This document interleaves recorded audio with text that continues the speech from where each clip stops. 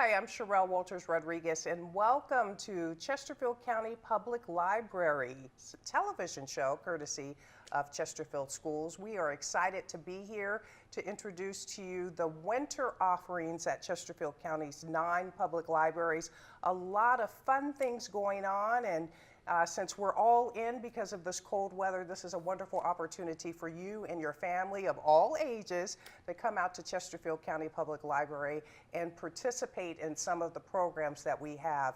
One of the things that the county library is doing this quarter is a real big feature, so to speak, on art. There's a lot of things going on with different types of art, performing arts, all kinds of art, maybe even graphic arts for one of our Ettrick location, which is doing some neat things down there near Petersburg. So we are offering you that opportunity and welcome you into the doors of any of the 9 libraries. Now, with me is Carolyn Sears, and you know her from our last quarter's program. She is the person who knows many of the things that are going on because she helps oversee those programs. And thank you so much for joining us today. Thank you, Cheryl. Let's talk about the arts, because there seems to be more of an emphasis on arts this coming quarter with partnerships with schools, partnerships with local professional artists, things like that. Yes, there's an emphasis on art for this quarter. There's so many things that people want to learn about.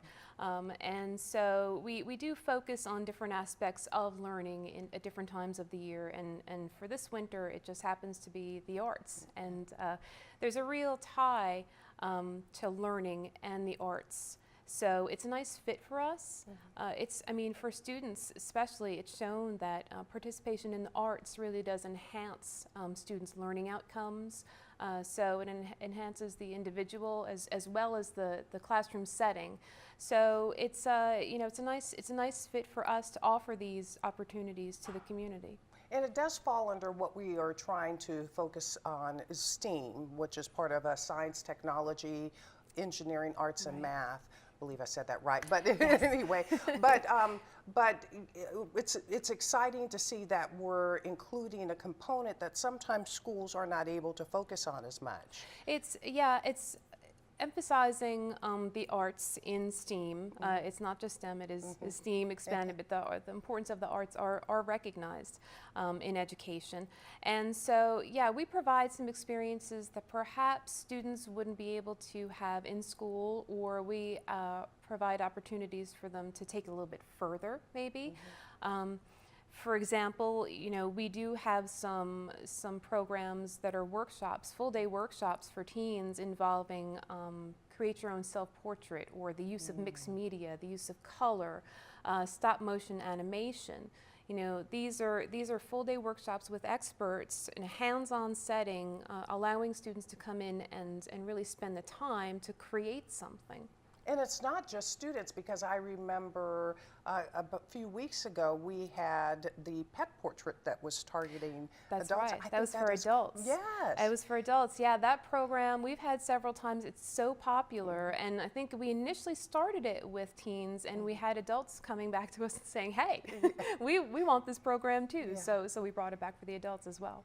Okay. Well, going back to students, not only are we offering opportunities for students to come on in and participate and expand their art horizon, so to speak, but we're partnering with some of the schools in the area. Talk a little bit about that. We are partnering with the schools.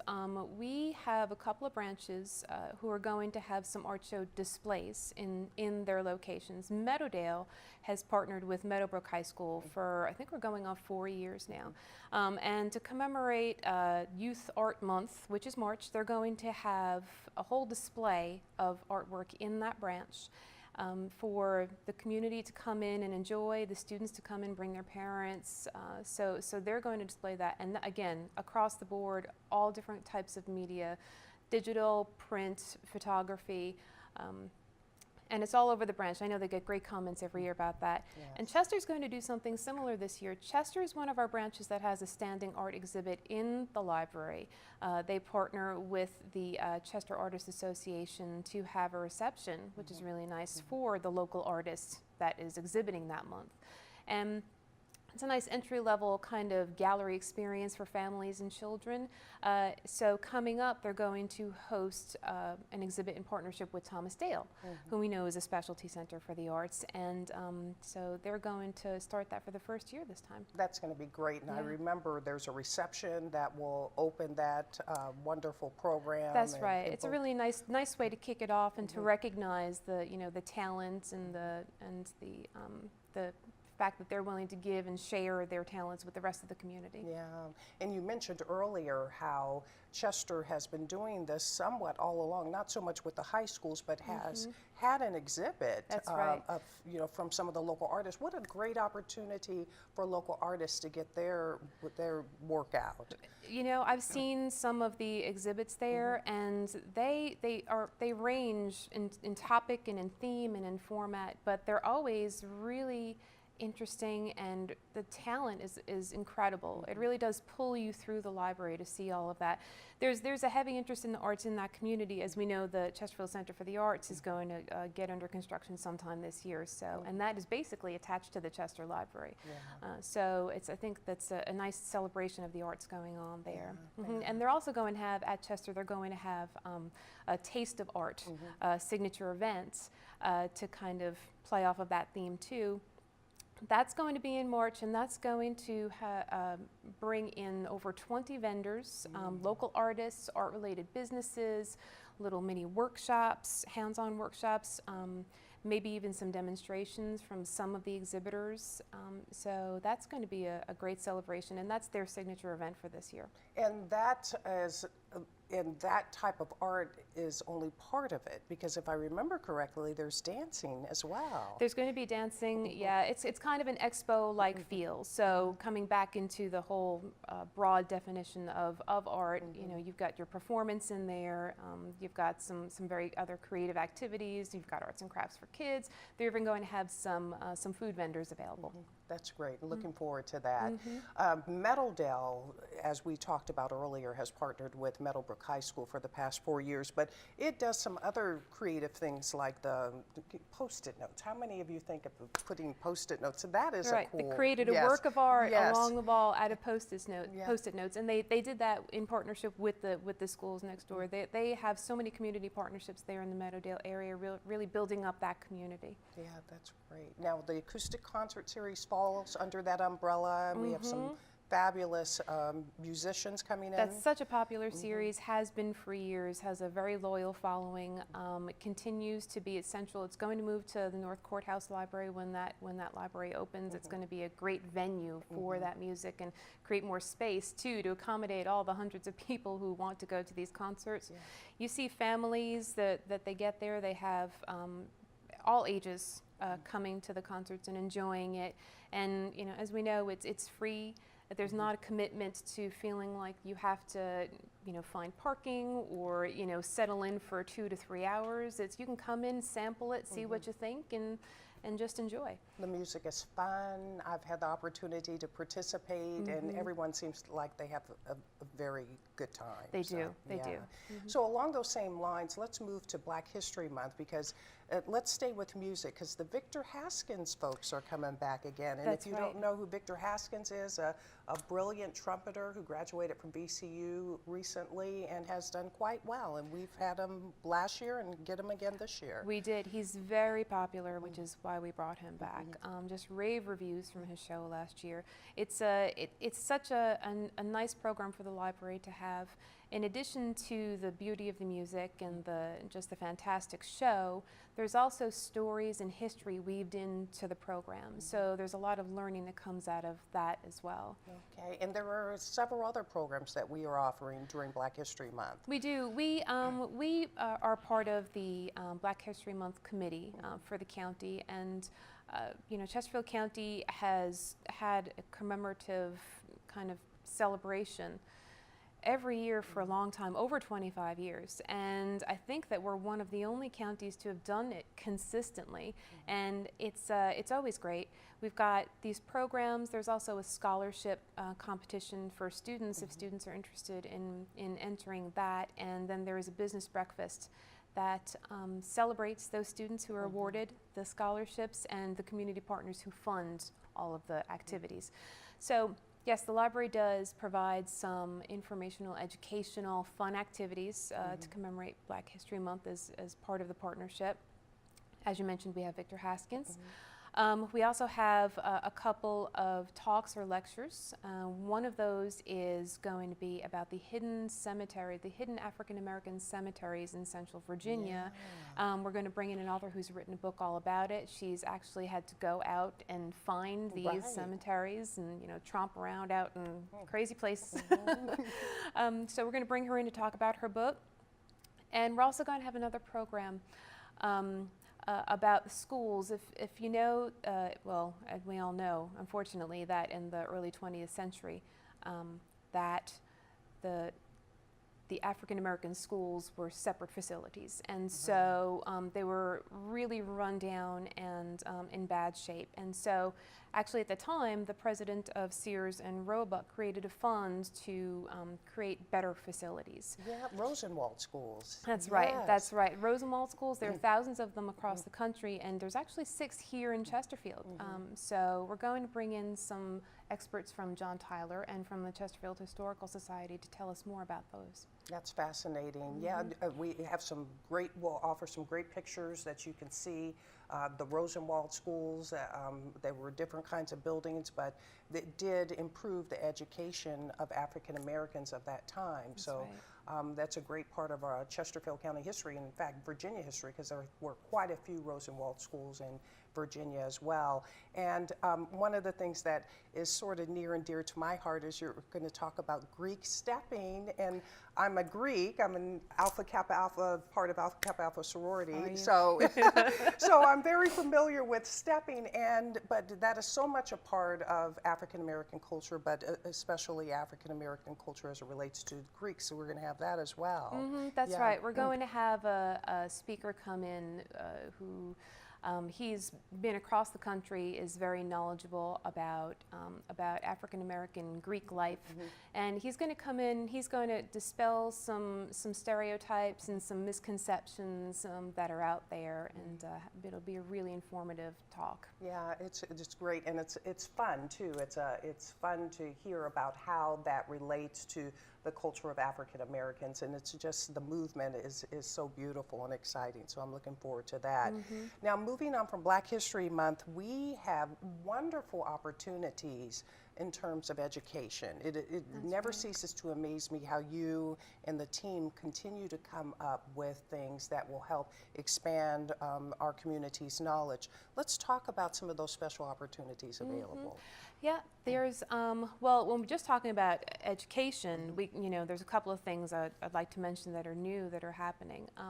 One of them is a partnership with the schools, their adult continuing education department, and that has to do with getting one's GED. And we all know how important a degree is at this point, and so education, it's never too late to get that degree. It's never too late to get your education.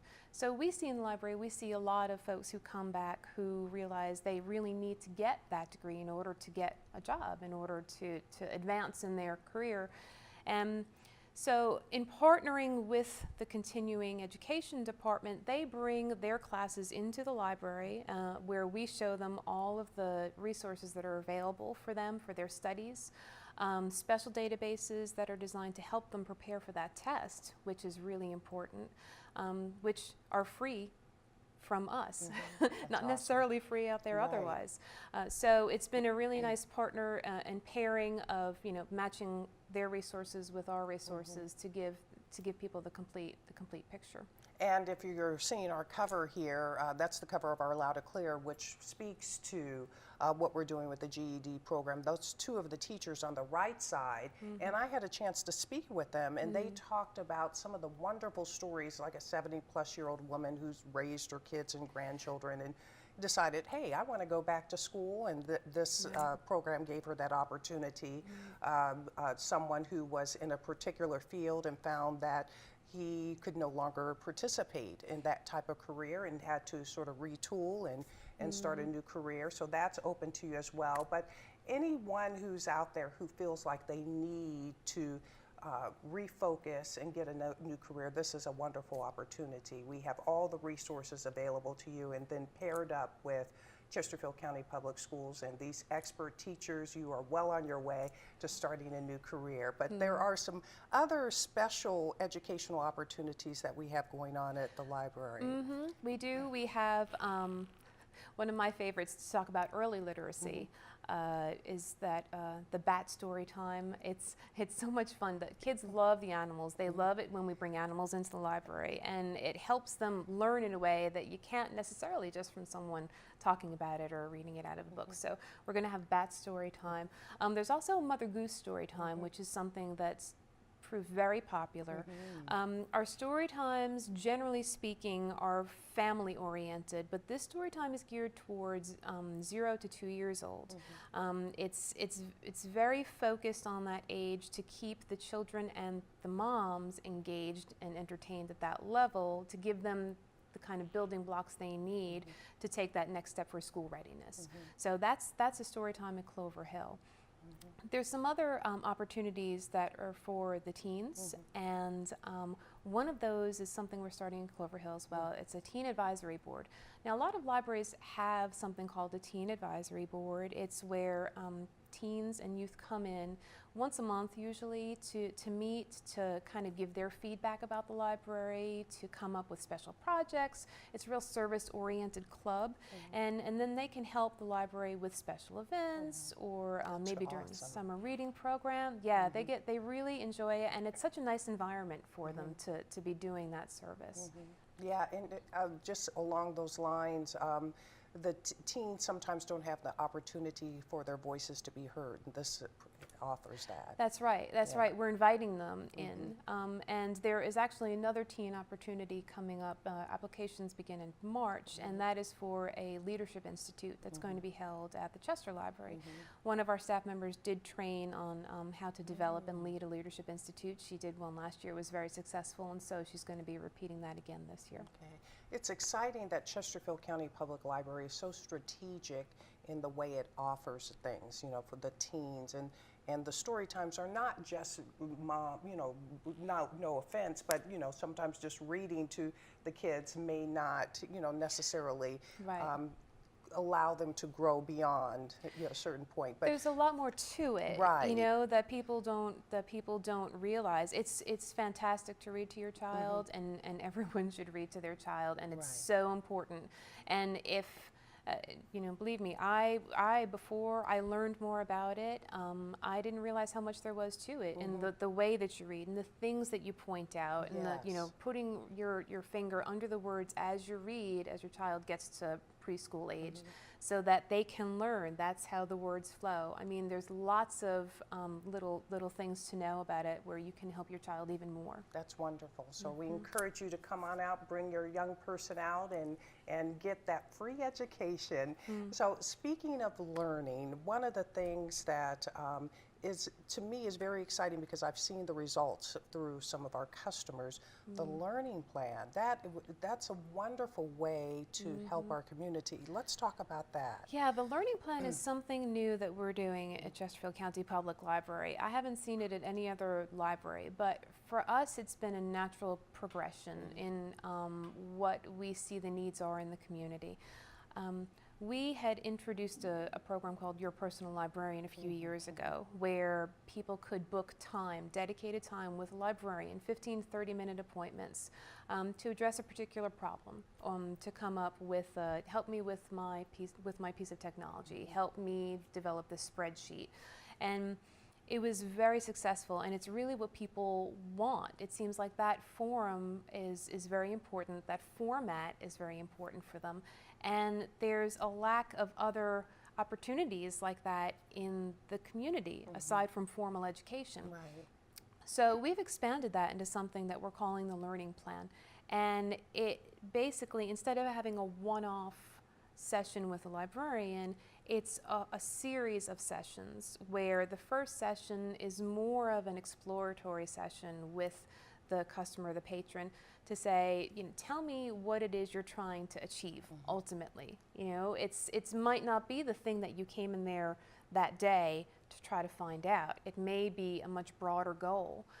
But the librarian wants to hear that and wants to talk to you and wants to learn more about you and your aspirations and your goals, so that he or she can then help you map that out and create kind of milestones for you in how to get there. And by breaking it out that way, it's not as scary and it's not as daunting, and we're there for you the whole time.